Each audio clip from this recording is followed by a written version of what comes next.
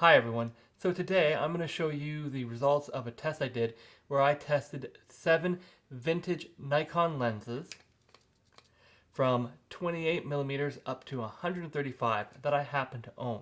And the reason I did this is because I was looking for which of these lenses I could use as wide field astrophotography and which lenses didn't really make the grade. I found that some of these lenses worked really well and some of these not so much. And be sure to stick to the end of the video where I'm going to give you some tips and tricks on how to shoot with some vintage Nikkor lenses and why you should consider buying a vintage Nikon lens even if you don't actually shoot with a Nikon camera.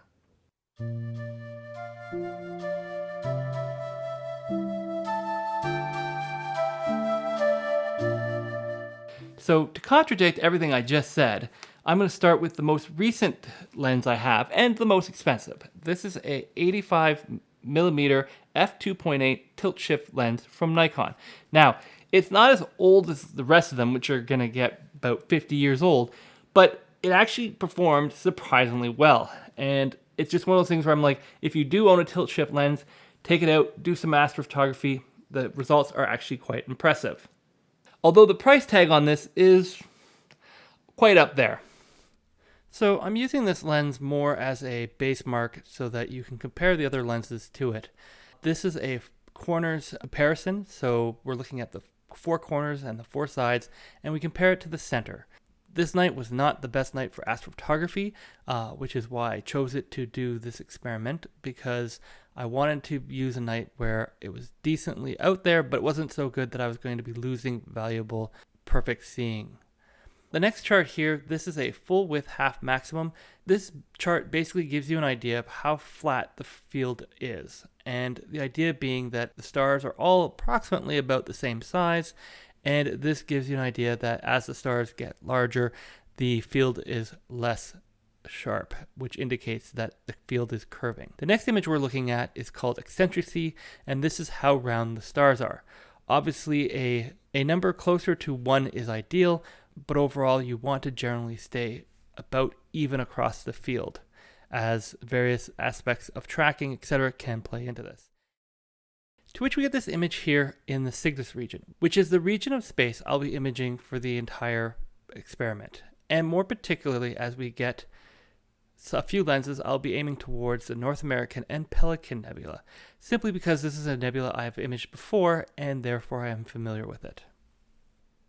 So if you do want, you can always compare back to this photo to see how this compares to the other lenses that I'm going to be testing today. And in case you were wondering, I basically had this set up to image on top of my Losmandy German equatorial mount with a Zenithstar 80mm being used as a rather oversized guide scope, and the camera and the lens piggybacked on top, and that's how I imaged it in my dome. So the second lens I tried out was the E-Series 50mm. So the E-Series from Nikon was supposed to be their economic series, but it actually ended up being a very good quality lens, especially the 50mm, so I wanted to give it a try. And overall, it did a pretty good job when you consider that I picked this up for like $25, $30. It does have some issues further out from the center of field. I don't know if those are because of the lens or because of the FTZ adapter, which does have a play with some of the lenses I am testing today. But overall, it does give you a nice sharp image that easily could be cropped and used as a decently wide astrophotography lens. And again, pricing wise, it wasn't too expensive. So here's the photo. It's the only blunder of the evening where I had a bit of the dome and the antenna with the blue light from my internet on. But you can generally see the center of it's pretty good, but as it goes out to the edges, it sort of starts to fall apart a little bit. With the E-Series, I decided let's compare that to something a little bit newer. I do have a nifty 50 from the D-Series, which is the digital series, and I will give you a side-by-side comparison here as to how they both performed. Now, I don't actually own anything newer from a 50mm standpoint to try. However, you can sort of see here that the improvement is reasonable, but it's still 50mm scopes don't seem to be well designed for flat field in mind. You can see that here in the eccentricity, where it clearly shows that the field has a lot of curvature, as we saw in the corners of the previous image. And when we move to so here we can see at the full width half maximum that the center to the edges, while being quite centered, is nowhere near being flat. And you end up with this image here. And again, if you look at the center of the image near the North American Nebula, it looks pretty decent, but it quickly falls apart along the edges. And you can definitely sort of see that coma effect quite clearly. This is a 28mm f3.5 lens, and yes, it's had better days, but it still worked significantly well. I ended up using this to produce some pretty wide field astrophotography, and I was actually quite impressed with the rendition that this one actually came, despite the fact that the filter ring on the front has been dented from some earlier bang or bump. I literally bought it like this, and trust me, I got a good price because of it. So here's the first image I took with the 28mm lens, and as you can see here, it looks pretty good. Here we can see the corners are not the greatest, but considering how wide this field is, they're not actually that bad and definitely usable. When we look at the full width half maximum page, you can see here that it actually looks pretty decent. And when you switch to field eccentricity, again, because the stars are so small, because it's such a wide lens, it tends to actually be pretty nice across the field, although yes, there are a few spots where it could be a little bit better. So I decided to give something a go, and I took a second image, and I took this one just slightly south of the first one, and I decided to take a 25% overlap, and I created this 2-panel mosaic of the Milky Way. Now, while it's not the greatest 2-panel mosaic of the Milky Way you'll ever see, you can definitely notice that it actually matches up pretty well, considering that the edges are not the greatest. And overall, I was quite pleased with this. And in general, it's actually pretty good, all things considered. So definitely a success in my book. The next lens we're looking at is actually a Vivatar 35mm f2.5. It is actually a Nikon mount vintage lens, and I got it at a thrift store for about $10, $20 a considerable time ago, and it did not perform well. I'll show you the corner image here, but as you can clearly see, similar to the 50mm Nikons that we tested earlier, the performance wasn't there, so I didn't bother processing the rest of the image. You generally get an idea of what you're looking at. I was hoping it was going to be the diamond in the rough lens, but it didn't end up being that. That lens is coming up very soon. Which we then come to sort of the Series Q, and this is the Nikkor Q135 f2.8. Now, this is actually a pretty fast lens. I do enjoy using it. However, this lens here, from an astrophotography point, performed less admirably than I was expecting. The image quality at the center of the lens was fine, but it quickly fell apart. You can see that here in the corners image, where the center has a bit of chromatic abrasion to it, which may be due to the sky condition, but the edges start to get very smeary, and it was very obvious that you could only really use the center part of the lens, which I did in this photo. This is actually quite cropped, and overall it looks okay. Again, not a huge deep photo, but when I compare it to something like the Red Cat, although this is a much deeper photo, you can definitely see the stars are a lot sharper, and I would generally say that this 135mm Nikon Series Q lens, probably best to sort of leave it to terrestrial and not bring it out at the middle of the night. While I did enjoy the extra reach that this lens had, I actually ended up picking a different lens as sort of my go-to for wide field astrophotography, which we're going to see next.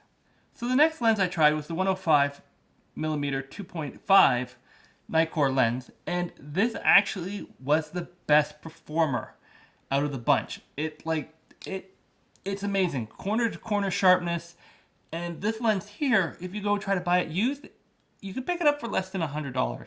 So you can see here in the corner edge test that the stars remain round. There's a little bit of chromatic abrasion, but not anything that I would worry about. And again, seeing was not that great this evening. When we go to the full width half maximum, we can definitely see here that, again, there's a bit of a shift on the lens overall, but it's relatively minor. And when we look at the eccentricity, again, we can see that it's pretty even. So we don't have a lens that has a lot of curvature, and we don't have a lens that has a lot of coma. These are both very good things, and again, for such an old lens, this is great. So when we look at the final image, yeah, it looks nice. It's not as nice as the 85, but you're definitely pretty close. And again, this is a more zoom lens. This is a small compact lens. And this lens, again, I picked it up probably for about $200, but I looked recently on eBay, it's about $100, $150, versus something that would cost you $2,500. So all things considered, I'm really enjoying this lens, and this is definitely going to be in my Astro lens box. So there you have it. In the words of Smeagol, the 105 f2.5 is my precious. And it is actually a really nice lens, and you can get these about $200. So it's actually very affordable for what it's doing, and definitely, yeah, you might want to pick one of these up. I will have a link to eBay below because it's eBay, but if you can get it local, you can definitely check out the optics, etc., and make sure that it is in pristine condition.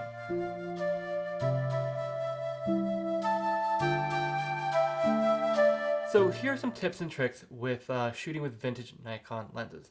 First of all, they have to be prime. While there are some very nice zoom lenses, generally zoom lenses, they have all those extra optical elements in there, and it just ruins stars, and you're going to have a lot of edge defects. That's what you pay for having zoom in there. And again, even with autofocus lenses, you're paying a premium to have that in there, and that's going to reduce the quality. So getting a prime manual focus lens is what you definitely want to look at doing. The second tip I'm going to say is you want to shoot these guys wide open. Unlike modern cameras, and I don't think I have any easy way of showing this to you, but if I do this, unlike modern lenses where some of them have like 7, 8, 9, 10, or even like curved aperture blades, older vintage lenses, this one here has 6 aperture blades. And so therefore, if you don't shoot it full open, you're going to get this artifact of those blades in your stars. So that isn't good. You're going to want to always shoot these guys wide open. And that's why in this test, I shot everything wide open at the native f-stop, because stepping down, while it might have improved overall sharpness, it definitely added artifacts in the stars, and that's not good. It's not a good trade-off at all. The next thing I'll say about the Nikons is that they have the farthest back focus flange distance of pretty much any camera lens that you're going to really get in a consumer grade. And what this means is that you can use an adapter like this one here and attach it to a non-Nikkor lens. Ta-da! And this actually works really well. Now, this happens to be a speed booster adapter. I would generally recommend that you get a straight through adapter, but I don't have one of those, so this is what I'm using. It actually works pretty well, but you are going to get some inflections on some of the far edges of the stars. This means that you can use Nikon lenses, depending on which adapter you get, on Sony cameras, on the Nikon mirrorless cameras, on the Canon mirrorless cameras, on Olympus and Panasonic cameras, and even the new Leica mounts, I think, allow you to do this as well. So it works really well, and this means that this lens is pretty future-proof in terms of which camera system you happen to be wanting to shoot with when you're doing astrophotography. And yes, if you have a dedicated astro camera, there are adapters to go from a Nikon lens to your dedicated astro camera to get that astro camera to do super wide field. And my final tip with shooting with vintage Nikon lenses, and this is pretty much a tip that goes with every lens, but it is definitely with the Nikon vintage lenses. Because they are wider field, like I only have 135 was the widest one I tried, you can definitely use what's called the 500 rule, although I do highly suggest with modern cameras, based on their small pixels and high pixel densities, that you go with more of a 400 rule. You take 400 and you divide it by the focal length of the lens, and that gives you how many seconds you can shoot. So if I'm at 105, I would go 400 divided by 105 would give me approximately 4 seconds of exposure that I could set the camera to on a tripod, and the stars are going to remain round. And 4 seconds of exposure at f2.5 is actually quite a bit. And at that point, I can take a series of photos, adjust the framing, take another series of photos, adjust the framing, and then stack it all together. And I don't need a complicated German equatorial mount to do that. Obviously, if you have a German equatorial mount, use that with a proper polar alignment, and you can basically go for much longer. But these super wide vintage lenses, if you're trying them out, if you're on a budget, you can do that and you can get some superb results. So I do hope you enjoyed this video. The next video in my series is going to be looking at Topaz AI, and definitely something to check out because not all software is made equal. If you have a vintage lens that you found works great for astrophotography, consider leaving it in the comments below and let everyone know. And if there's a lens that you've seen me use in one of my videos that you do want me to try for astrophotography, give me a shout and I will definitely put that on the roster to give it a go and let you know if it's worth trying or not. And yeah, thank you for watching.